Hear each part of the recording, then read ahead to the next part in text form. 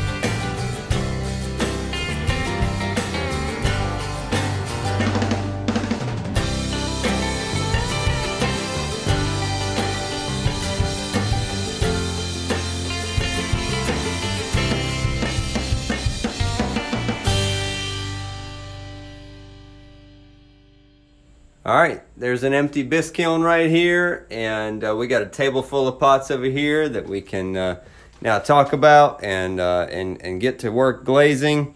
And it's going to take a while to glaze some of this stuff because I've got peacock platter bowls here and here and here, and I got one large one there. I've got some steins and some coffee mugs and then some vases. And then I've got a ton of ornaments. I'm doing some ornaments for our local hospice that they do a fundraiser every year. In the last 2 years, they've asked me to make ornaments that they're buying from me and then reselling as a fundraiser.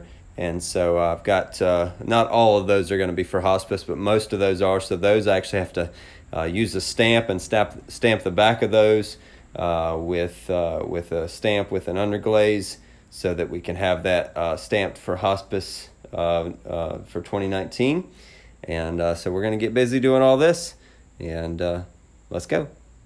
All right, here we are with the ornaments that I have for our local hospice, and there's maybe 275 to 300 ornaments here on this board, and I've got to stamp the back of every single one of them with my stamp. I've got this stamp here, and I just use an actual rubber stamp because I'm not stamping into the clay. I'm using an underglaze stamp pad, and I've got my rubber stamp that I had made at rubberstampchamp.com. So not a sponsor, but if you ever need a rubber stamp made, that's where I've had several made there, and they work out great. And the stamp pads, I ordered some, and they worked out fine. And I just realized that I don't. They're out of underglaze in the stamp pad. So what I did is I mixed up some red iron oxide with water, made it pretty thick, and I poured that into the stamp pad. So we're going to try that out. I'm pretty sure it'll work just fine. If you're trying to go for any other color, you definitely would probably need the underglaze stamp pad. But for brown, you can just use red iron oxide, and it works. So I'm going to stamp the bottom of all these, and I'm going to use even though they're already bisque fired, just to keep from having to worry about cracking any of them while I do this. I'm going to use a piece of my foam paper here. I'm going to fold it in half, set it on the board, and do one ornament at a time, stamp it, and set them aside. And great thing about doing these also when they're bisque fired like this, you could actually do them while they're green, but they would crack really easy. And also when they're bisque, if for some reason I stamp it and the stamp doesn't show up perfectly, I can wash it off with a sponge and just let it dry and then stamp it again. So anyway, I moved inside for this because I've got air conditioning in here, and I'm going to be sitting here for a good little bit doing these ornaments. So we'll do a little bit of a speed up time lapse, but I'm not going to have you sit here and watch all of them. And then, yeah, we'll get to glazing all the other stuff.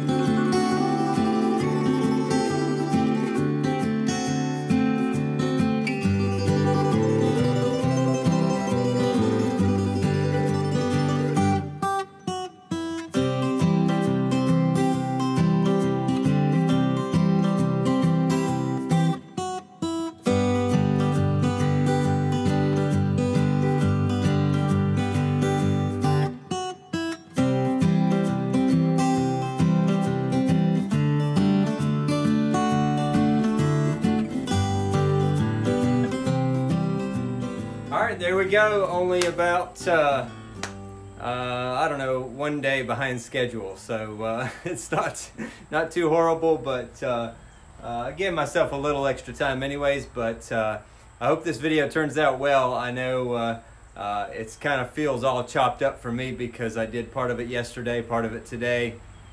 First time I've done a video of actually loading the kiln, and I didn't talk any during that because I just had to focus and get it done. But we're going to load this up, and I'm going to see how long all this kind of compiles together, and if it's long enough, or if there's not any extra time left, then I'm going to just leave the ups and downs conversation for the next video. But if there's enough time, then we'll sit down and maybe as this is firing off, I'll have a little time to discuss that with you guys before we end the video. So anyway, we'll find out here in just a minute.